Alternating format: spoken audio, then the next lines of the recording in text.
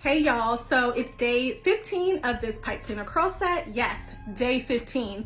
And since I've been getting so many questions about how I preserve the curls or any type of curls that I ever do, let me show you. Guys, it's really not rocket science. I've been using this method, since I've been locked, but it really helps to preserve the curl. So what I do is I bend my head over. I put all of my hair to the top of my head. I don't use a hair tie, I don't use a scrunchie, I just simply bend my head over, make sure all of the hair is on top of my head, and then I put my bonnet on. Let me show you. I take my bonnet, and I just push all of my hair to the front.